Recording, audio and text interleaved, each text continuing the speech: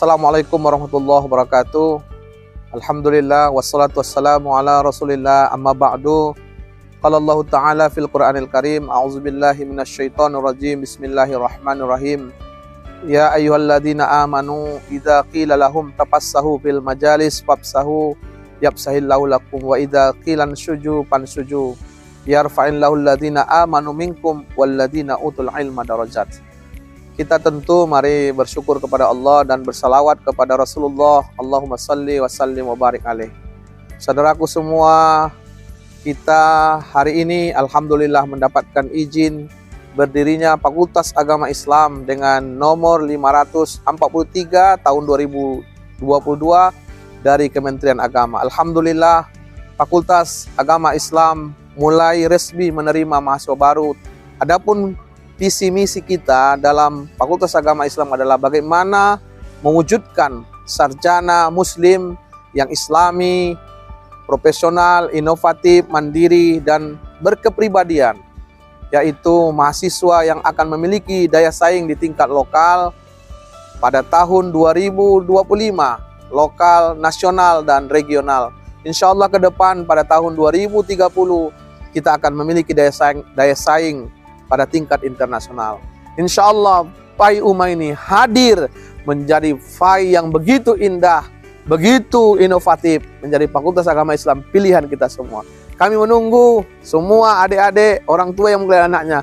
Ayo kita bergabung di Fakultas Agama Islam Universitas Medan Area, kampus sehat bestari, kampus yang dia profesional, mandiri, dan berkepribadian. Insya Allah barokah. Terima kasih. Assalamualaikum warahmatullahi wabarakatuh.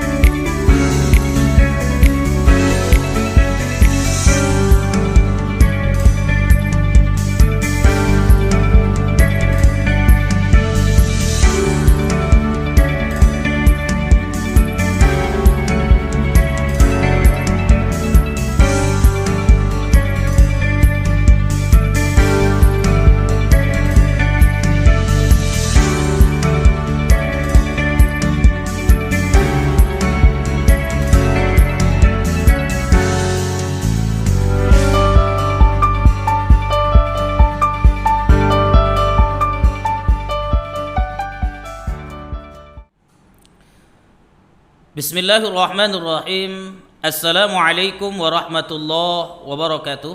Waalaikumsalam warahmatullahi. Bismillah, alhamdulillah, wassalatu wassalamu ala sayyidina Muhammad ibn Abdullah wa ala alihi wa sahbihi wa mawala amma ba'd. Para pemirsa TVMUI Medan untuk Medan dan umat, hari ini Kamis 25 Agustus 2022 bertemu kembali dengan saya Haji Rahmat Hidayat Nasution LC dalam program podcast TVMUI Medan. Para pemirsa, hari ini topik bahasan kita tentang menu makanan Rasulullah Shallallahu Alaihi Wasallam. Tentu saja saya tidak sendiri. Saya akan bersama dengan Al-Ustadz Dr. Haji Hasrat Effendi Samusir MA, anggota Lembaga Pemeriksa Halal atau LPH Khodimul Ummah MUI Kota Medan. Kita sapa dulu Al-Ustadz Dr. Haji Hasrat Effendi Samusir MA. Assalamualaikum Ustadz. Waalaikumsalam. Iya, bagaimana kabar hari ini Ustadz? Alhamdulillah. Alhamdulillah baik Ustadz ya. Ya, tentu kita berharap kepada Allah Subhanahu wa taala semoga kita bisa ittiba'ir Rasul ya. Amin. Karena hari ini kita bahasnya tentang menu makanan Rasulullah. Nah, di dalam Al-Qur'an kan Ustaz, itu saya pernah baca ada firman Allah bilang Rasul itu harus jadi uswatun hasanah, suri tauladan yang baik. Tentu kalau kita muslim kan tidak hanya suri tauladan dari sisi ibadah, akhlak, tapi boleh juga kita menuntut Rasul dari sisi menu makanan. Karena Rasul itu terkenal, kalau tidak salah saya Ustaz, dia terkenal orang yang jarang sakit kan gitu. Berarti kalau Rasul jarang sakit, biasanya makanannya berarti bagus-bagus kan begitu Ustaz. Nah, dalam pandangan kita kan gini, kalau yang sering sakit itu biasanya adalah orang yang makannya sembarangan. Nah, kita mau tanya Ustaz, kira-kira menu makanan Rasul itu gimana ya Ustaz? Baik, bismillah, walhamdulillah, wala ilaha illallah, wallahu akbar. Ustaz Rahmat yang saya hormati, begitu luar biasa program podcast MUI kita juga luar biasa, TV MUI untuk Medan dan umat sebagai brandingnya ya. Jadi terima kasih, tentunya kita bersyukur kepada Allah, bersalawat kepada Rasul. Pertanyaan Ustaz Rahmat ini atau introduction-nya ini sangat menarik sekali ya.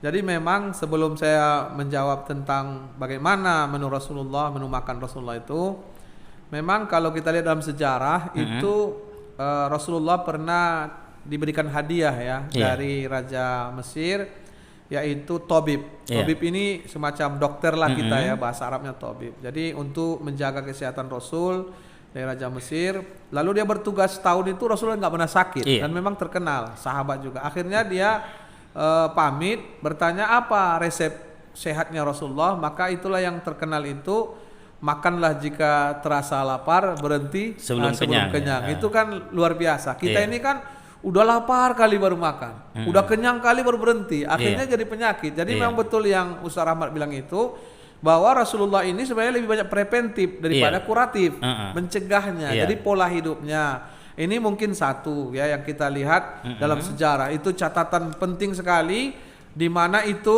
kita terutama para ustadz, asatidz, ulama, guru-guru, aktivis, disinilah kelemahannya itu. Di mana kita sering sekali makan itu udah lapar sekali, padahal perut kita ini usus bekerja itu. Jadi Rasulullah itu memang uswatun hasanah yang luar biasa. Kemudian Rasulullah itu sehat, memang saya catat dalam sejarah itu, kita catat semua, Rasulullah itu kan menjelang meninggalnya aja yang sakit gitu ya, ibroh bagi kita.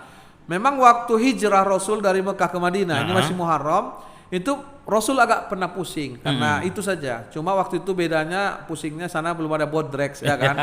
Bodrex ini kan ada apanya, ada brandingnya atau iklannya itu, itulah oke-nya Bodrex, dapat diminum kapan saja. Makanya kalau bulan puasa siang hari bisa kita minum, tapi batal lah puasa. Cuma kita minum, lo kok minum? Itulah oke-nya Bodrex, dapat diminum kapan saja ya kan. Ya, jadi ya ini terbejo ya. Jadi Rasulullah itu memang waktu itu sakit, biasalah jalan jauh. Kita pun misalnya Adinda Rahmat ke Madinah, kampung, pasti pusing juga, jarak jauh gitu kan. Makanya ada rest area, istirahat gitu. Jadi itu kemanusiaan saja. Jadi catatan penting kalau kita lihat Rasulullah itu sehat, memang yang pertama itu tadi, bagaimana Rasulullah memanage, makanlah kamu jika terasa lapar, berhenti sebelum kenyang. Yang kedua, Rasulullah itu mandi sebelum subuh. Itu memang sunnah yang luar biasa. Jadi kita ini kadang malah mandinya malam hari. Gini, sebelum subuh itu luar biasa, sebelum fajar. Kemudian yang ketiga, Rasulullah itu memang yang kita perhatikan mengunyah. Jadi Rasulullah itu mengunyah itu kayak zikir dia tiga kali. Kalau nggak sampai seperti itulah. Kita ini kan kalau makan kayak main bola, tendang kanan, tendang kiri, sundul atas, gol gitu, 3 kali aja. Jadi kerja usus ini berat sekali jadinya, karena sebenarnya dikunyah itu harus sudah larut dia. Kemudian kita lihat juga sebenarnya ngejus bagus, tapi kita harus makan juga buah itu, karena sekarang kan ada namanya senam mulut ya, stroke orang misalnya, itu karena kita asik jus saja, jus boleh, tapi makan juga buah itu, mengunyah. Saya ingat sekali orang-orang tua kita dulu, kenapa giginya itu bagus? Rupanya mereka itu kalau siap mandi digigitnya basahan itu. Atau makan tebu. Kita sekarang kan udah apa gitu, makanan dingin sekali, panas sekali. Akhirnya rusak gigi kita dan sebagainya. Jadi memang luar biasa filosofinya. Kemudian yang paling penting Rasulullah itu adalah wakasratul hura ilal masajid. Banyak langkah ke masjid. Jadi memang gerak. Jadi sebelum kita menjelaskan menu makanan Rasulullah itu seperti inilah. Jadi kalau yang Ustadz Rahmat tanya tadi, bagaimana terkait dengan kita kan Rasulullah uswatun hasanah. Mungkin ini yang perlu kita lihat ada dua hal. Yang pertama adalah bahwa memang kita itu sebagai sunnah Rasul, tradisi kehidupan Rasul, sehingga ayat Al-Quran menjelaskan surah An-Nazmiyah, wa ma yantiqu anil hawa in huwa illa wahyu yuha. Jadi itu memang diwahyukan kepada Rasul. Tetapi ada juga berpendapat bahwa memang kultur historisnya kita, teritorialnya kan berbeda makanannya. Sehingga dengan berbeda jenis makanan itu tentunya bukanlah sebuah kemutlakan. Karena memang sunnah itu ada tiga. Yang pertama ada namanya sunnah itu sunnah basyariah. Basyariah ini kemanusiaan. Artinya memang kultur orang Arab itu misalnya jenggotnya bagus gitu kan. Kalau kita ini Ustaz Rahmat cantik jenggotnya. Saya ini kalau saya pelihara enggak pala bagus. Ya. Jadi saya ingat memelihara jenggot itu sunnah, tapi menyenangkan hati istri sunnah juga. Aku agak geli sedikit nih bang, sedikit kayak jenggotnya katanya. Itu basyariah, ya basyariah, pakai jubah dan sebagainya. Makanya pernah saya khutbah Jumat, Ustadz ini ceramahnya bagus, tapi nggak pakai jubah. Rasulullah kan berjubah, iya bagian dari sunnah. Tapi Abu Jahal kan berjubah juga dia pakaiannya. Kalau kita lihat, ya mohon maaf ya, kan pakaiannya begitu. Jadi artinya basyariahnya itu. Ya kita ikuti alhamdulillah sekecil apapun. Tapi ada yang kedua sunnah khususiyah. Jadi khusus kepada Rasul. Misalnya Rasulullah istrinya itu 11. Khususiyah kita nggak boleh. Yang kedua Rasulullah itu menerima wahyu. Ada sekarang Ahmad Musadek karena Rasul dapat wahyu di Gua Hiro, lalu dia di Gunung Salak betapa dapat wahyu saya katanya. Itu kan khususiyah. Makanya di dalam surah Al-Qur'an itu nanti Ustaz Rahmat luruskan Al-Kahfi terakhir kalau nggak salah itu Qul innama ana basyarum mislukum yuha ilayya annama ilahukum ilahu wahid. Faman kana yarju liqa rabbi falyamal amalan sholiha wala yusyrik bi ibadati rabbi ahada. Jadi aku ini manusia kayak kamu juga. Aku lapar, aku sakit, aku berumah tangga, aku tidur, aku juga kadang sedih. Tapi bedanya Rasul sedih sebentar saja. Kita sedih berlarut-larut, gagal move on istilahnya. Kalau Ustaz Rahmat bahasanya itu kan bahasa gaul sedikit, gagal move on ya kan. Nah, itu yang kedua khususiyah. Jadi khusus Rasul dapat wahyu. Yang ketiga adalah sunnah syariah. Yang syariah inilah yang kita ikuti. Maka ada dua pendapat ulama yang mengatakan makanan dari Rasul itu syariat, karena itu kita ikuti sunnah. Tapi ada yang mengatakan itu basyariah saja, sehingga ya kita boleh ikuti, lihat prinsip halalnya itu. Ustaz Rahman ya. Jadi ini kan ceritanya sunnah basyariah, ada sunnah syariah, ada sunnah syariah. Walaupun nanti pas di sunnah syariah itu terjadi perbedaan pendapat gitu. Nah, tapi kita kan boleh juga mengkaji terkait jenis makanan yang dimakan oleh Rasul. Ya kita tahu bahwa makanan umumnya ya kalau orang Medan bilang namanya ikannya apa, walaupun daging tetap ikannya apa kan, orang kampung kan ikannya apa walaupun. Nah kalau orang Arab kan biasanya makannya daging gitu ya. Nah kira-kira Ustadz pernah tahu nggak sejarahnya jenis daging apa saja yang pernah dimakan oleh Rasulullah? Baik, Ustaz Rahmat, memang ini yang sangat masyhur sekali. Rasulullah itu kan daging kambing. Ya. Saya ada baca kisah itu sahabat menerima Rasul, lalu kemudian ternyata Rasul banyak yang dibawa, kambingnya kecil kan, terkenal itu kan. Sahabat itu Abu Dzar Al-Ghifari sedikit sekali ya Rasul kambing ini, bagaimana dengan banyak? Akhirnya kata Rasul, ini keberkahannya yang penting. Lalu kemudian Rasulullah sendiri yang menghidangkan, mengambil karite cukup yang banyak. Itulah salah satu mukjizat kepada Rasul itu, makanan sedikit bisa banyak. Padahal sebenarnya itu maksudnya berkah. Misalnya Ustaz Rahmat makan sendiri nasi bungkus, habis. Tapi kalau Ustaz Rahmat ajak saya berdua itu cukup. Makanan tadi 2 bungkus kita gabung bertiga cukup. Makanya sebenarnya kalau kita makan rame di samping ta'liful qulub, keberkahan, dan sebenarnya disitulah keindahannya. Saya melihat rasional itu Rasulullah itu. Walaupun orang bilang, masa makanan tamu katanya 10, bisa 20, bisa. Karena keberkahannya tadi, ziyadatul khair tadi bisa. Ustaz Rahmat kalau nasi bungkus berdua kita sama-sama kenyang juga, Adinda, Ustaz. Itu. Jadi itu yang paling terkenal. Kemudian memang Rasulullah juga daging burung ya, terkenal. Kemudian daging ayam, daging kelinci juga ada. Bahkan mungkin juga daging unta yang sangat terkenal juga. Iya, baik Ustaz. Kalaulah kita nih bicara makan daging ya, Rasul itu kan ada dikatakan yang pernah saya dengar sih gitu ya. Rasul makan daging itu yang suka bagian pahanya. Kalau menurut Ustadz, apakah ini juga harus ditiru gitu? Iya, makasih. Jadi memang yang paling kita lihat di situ adalah tentu adalah asupan gizinya lah ya. Asupan gizinya ya. Tentu bagian mana. Nanti kalau kita bagian paha semua agak begaduh juga. Oh gitu. Tapi ya. kalau ayam, saya terus terang aja sering ayam itu saya nggak pala suka bagian pahanya. Iya. Bagian dada atau yang lain. Karena katanya ini kan ayam potong ini banyak disuntik, Ustadz. Oh Nanti gitu. disuntik. Jadi di situ yang banyak. Walaupun kita lihat nanti ini tinggal pahanya aja. Jadi sebenarnya tergantung juga ya. Tergantung ya. Cuma saya melihat gini, Ustadz. Sedikit disinggung ke belakang sedikit gini. Memang kulturnya orang Arab ini banyak makan daging. Saya pernah lihat waktu haji, Ustadz, tahun 2007 ya. 2007 waktu itu. Jadi saya lihat sesudah sholat subuh, kemudian sarapan itu kan enak kita ngopi atau susu di sekitar masjid. Waktu itu masih ada pasar seng. Iya. Jadi waktu itu kan orang-orang Indonesia pun ada juga jualan makanan itu kan yang mereka. Lalu kemudian orang Arab itu ayam 1 ekor. Itu memang 3 orang 2 orang habis. Kalau kita di Medan di kampung misalnya 1 ekor ayam sekampung, suer-suer, namanya soto, ya kan?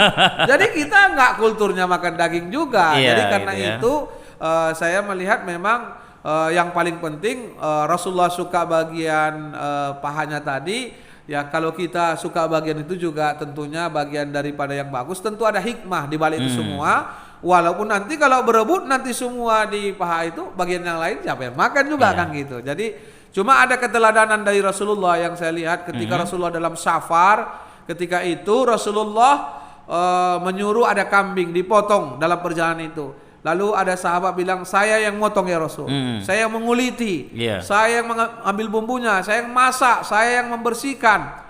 Lalu kata Rasul, biar saya yang mengambil kayu bakarnya. Ada keteladanan dari Rasulullah, keberkahan, kebersamaan. Karena itu sebenarnya yang perlu kita ambil di sini adalah kalau misalnya kita ustadz pemimpin, keteladanan juga perlu kita berikan. Tentunya saya ingat sekali itu bahwa tentu apa yang dicontohkan Rasul sekecil apapun bagian dari sunnah. Masalahnya sunnah di mana gitu, Ustaz? Iya, baik.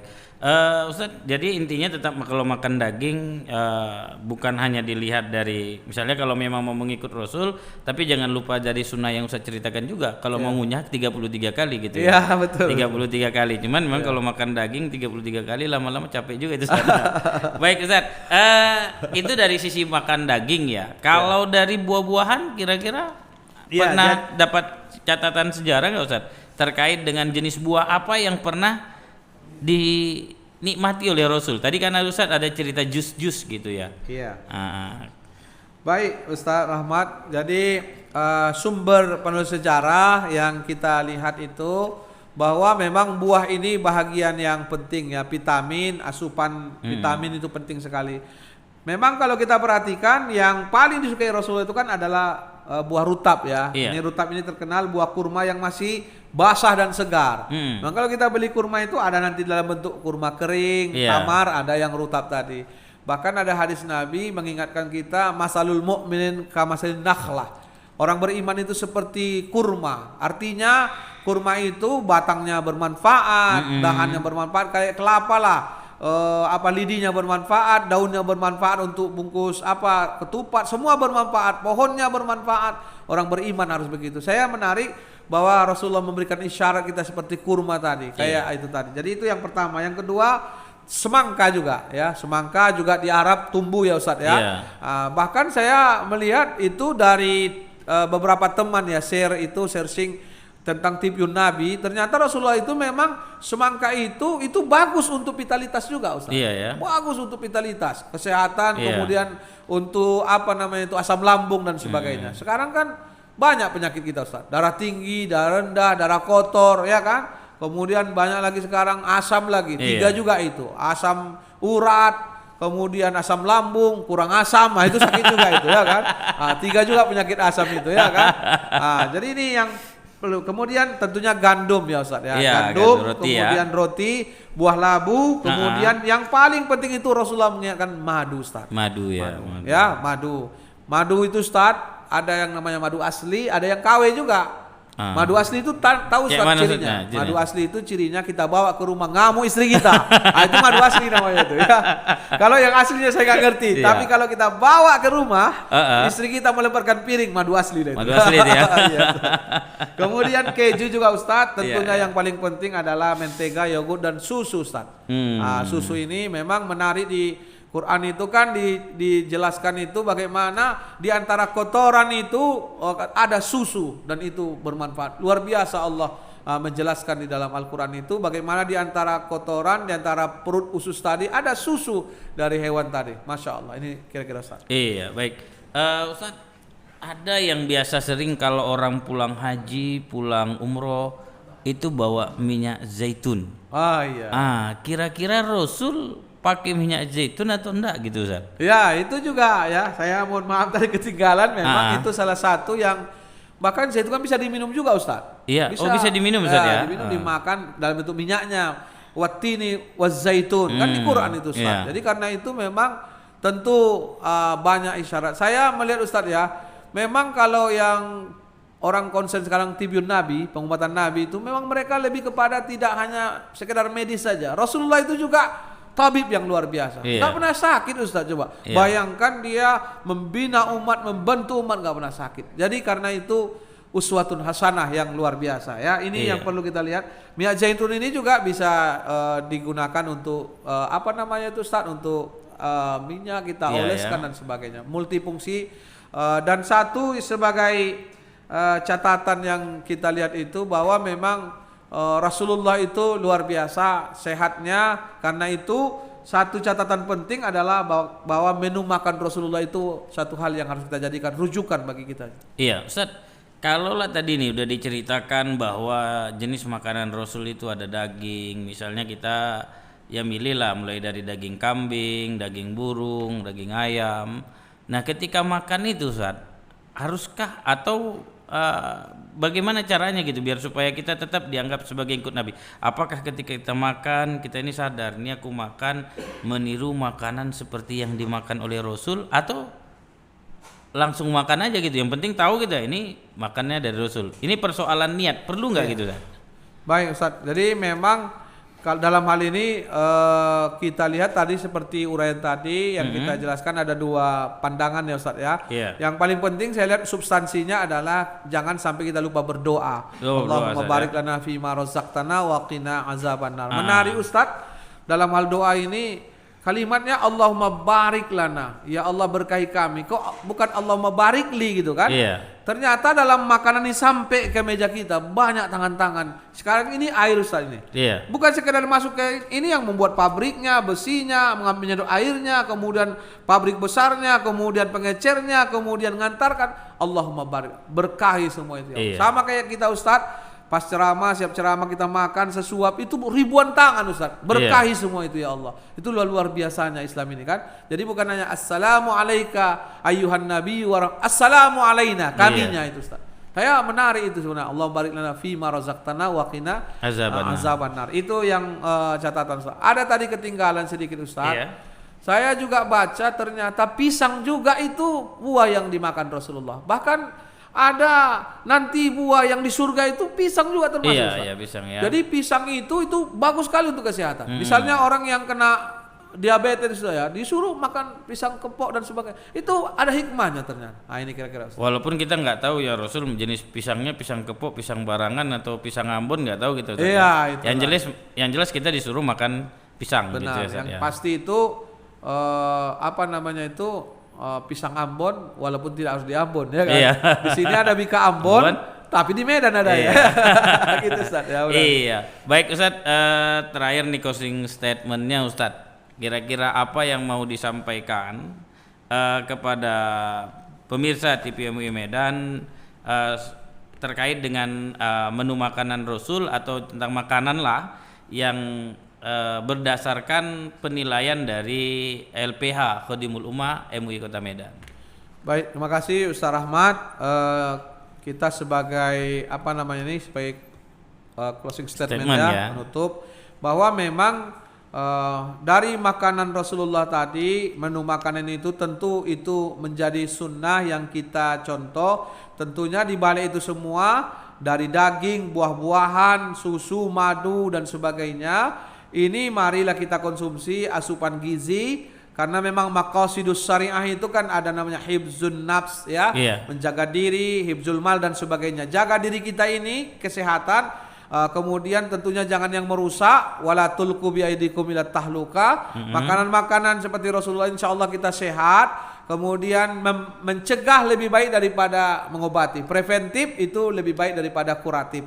Kemudian tentunya kita makanlah jika terasa lapar, berhenti sebelum kenyang, dan yang terakhir dari yang kita makan apakah daging, buah-buahan tadi dan sebagainya, tentu yang paling penting adalah keberkahan, kehalalannya, sumbernya, karena jangan sampai kita nanti dari sumber yang haram, zatnya haram sumbernya, karena kullu lahmin haramun fa'aulah finnar ya, gitu kira-kira. Hadis itu banyak juga redaksinya. Setiap daging yang dari yang haram, apakah zatnya, apakah sumber uangnya, pendapatannya, tempat terbaiknya adalah di neraka. Tentu kita berlindung kepada Allah Subhanahu wa taala. Ada juga mungkin yang sebagai yang penutup, itu di antara doa kita tidak diijabah itu karena makanan yang haram tadi. Jadi mudah-mudahan makanannya halal, mencontoh menu makanan Rasulullah, kemudian sumbernya halal, hidup kita berkah, Ustaz. Dan insyaallah disitulah LPH Kota Medan hadir untuk mengedukasi, menjelaskan makanan-makanan yang halal tadi. Apalagi Medan ini sekarang ini sudah ada perda tentang wisata halal, wisata syariah halal, dan sebagainya. Kira-kira gitu, Ustaz. Terima kasih Ustaz atas kehadirannya di studio TV MUI Medan di Jalan Amaliun ya, nomor 3. Kantor MUI Medan lantai 3 juga Ustaz. Terima kasih atas kehadirannya. Para pemirsa TV MUI Medan, ini sajian kita terkait dengan menu makanan Rasulullah. Mudah-mudahan apa yang menjadi topik bahasan kita hari ini bisa memberikan manfaat, bisa menambah hazanah keilmuan kita, bahwa Rasulullah Shallallahu Alaihi Wasallam lebih suka menjaga daripada mengobati. Dan tentunya dengan apa yang dijelaskan oleh Al-Ustaz Dr. Haji Hasrat Effendi Samosir MA, ya kita menjadi paham bagaimana menjadi ittiba'ir Rasul, bagaimana menjadi orang yang mengikut Rasul, karena Rasul adalah uswatun hasanah. Dan mudah-mudahan dengan mengikut makanan Rasulullah SAW kita juga dinobatkan sebagai kekasih Allah. Karena Allah mengatakan, Qul in kuntum tuhibbunallaha fattabi'uni yuhibbukumullah. Jika kau ingin dicintai Allah, maka ikutilah aku, niscaya Allah akan mencintaimu. Terima kasih para pemirsa TV MUI Medan untuk Medan dan umat. Sampai ketemu kita pada program TV MUI Medan selanjutnya. Terima kasih. Assalamualaikum warahmatullahi wabarakatuh. Waalaikumsalam warahmatullahi wabarakatuh.